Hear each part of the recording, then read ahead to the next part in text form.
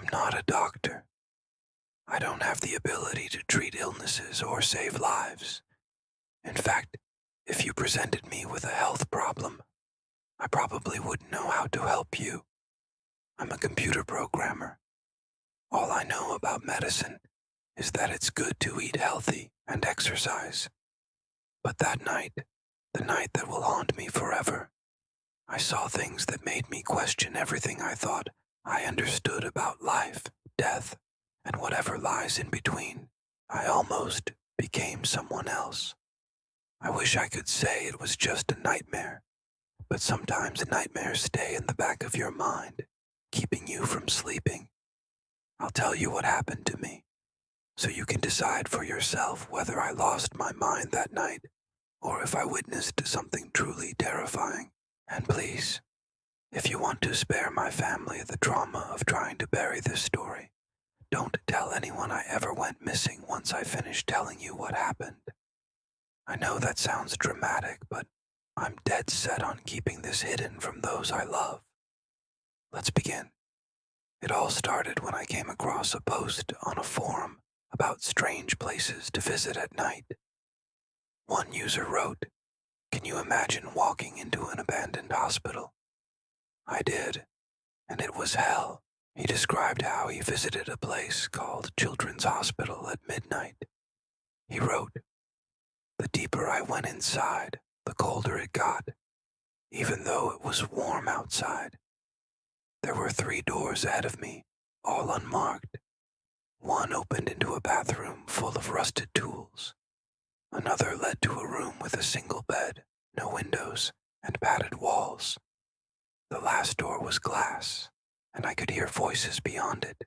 I peeked in and saw a group of doctors huddled around a hospital bed. None of them noticed me. I felt something touch my shoulder. I froze. It was one of the doctors. He asked me, 'Are you looking for something?' I said I didn't mean to intrude. The man smiled and said, 'They're not real patients. We just play, so we don't forget how to heal people.' Before I could ask anything else, he pointed at the bed. 'Would you like to join?' Before I could answer, he was pulling me onto the bed. I struggled against him until I saw the smile widen on his face. That's when I knew I didn't want to join. I kicked him where it hurt. He screamed and lost his grip. I ran out and slammed the door behind me. I thought it was a joke, a fake story meant to scare people. And maybe it was. Maybe it was just a made-up tale. I know hospitals are among the most haunted places because of all the pain, the suffering, the soul stuck between life and death. So I wanted to feel that energy. I was curious. I needed data. One day in college, I told my friends about my idea to visit a city hospital that had been closed for 25 years. Mark said, "Dude, you could get killed in there." Half joking, "Maybe I'll go check it out myself," I said, pretending to be brave, even though my legs were trembling beneath me. I started planning. 2 weeks later, the night before I was supposed to go, I found out the hospital was scheduled for demolition the next day.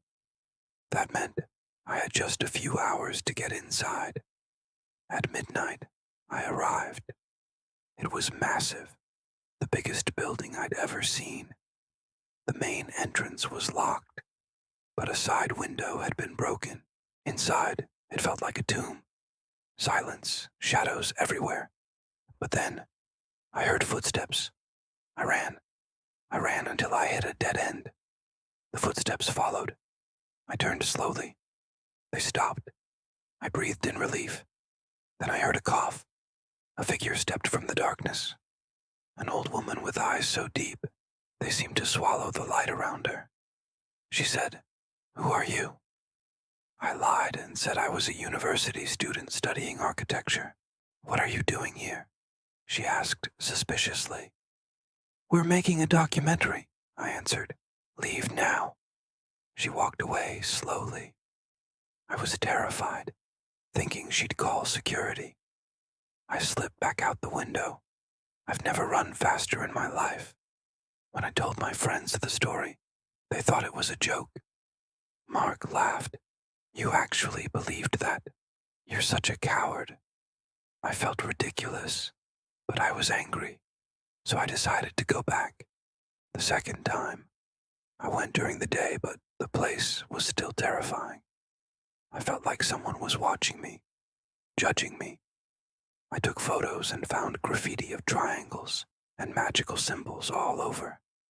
Suddenly, I heard the sound of chains dragging on metal. I ran outside. I heard screams and heavy footsteps chasing me.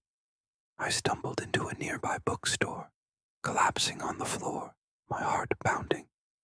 I won't lie. I was scared, terrified.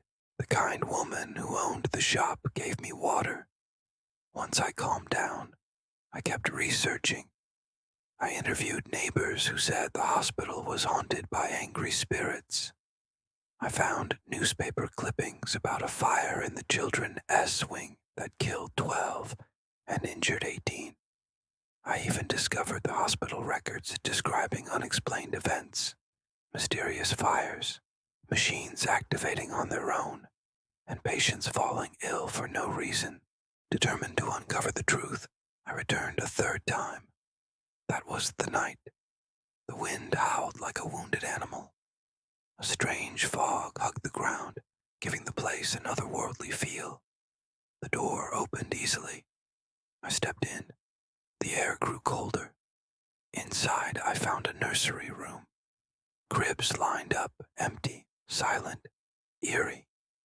A rocking horse moved steadily back and forth. Even though no one was there, I felt a slight push on my shoulder. I turned and saw a nurse in an old uniform staring at me. Her eyes were hollow. Her skin was gray and dry like old paper. Where did you come from? I stammered, fear betraying my voice. She didn't reply. She just kept staring. I tried to touch her, but my hand went through her body like mist. Terrified, I ran. Her raspy voice echoed behind me. You don't belong here. You don't belong here. I fled to the street, gasping for breath. I watched as fog rose from the ground and wrapped around the old hospital, hiding its secrets once again. Since that moment, I've changed. I started investigating abandoned hospitals, looking for answers. I dove into archives and found tragic stories of neglect, abuse, and worse, the loss of innocent lives.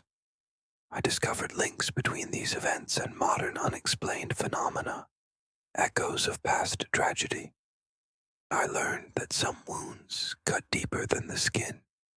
Some losses leave scars on a place's soul, creating echoes that linger long after the physical pain fades. What I saw that night was more than a ghost. It was a testament to the resilience of the human spirit in the face of unimaginable tragedy. It was a reminder that some doors are better left closed, some secrets are best left undiscovered. If you're hearing this, I haven't come back. I'm still searching. Please, if you ever come across an abandoned hospital, stay away. Some stories are not meant to be uncovered. Some wounds are too deep to explore. The spirits within those abandoned walls should be left undisturbed. Your sanity and safety may depend on it.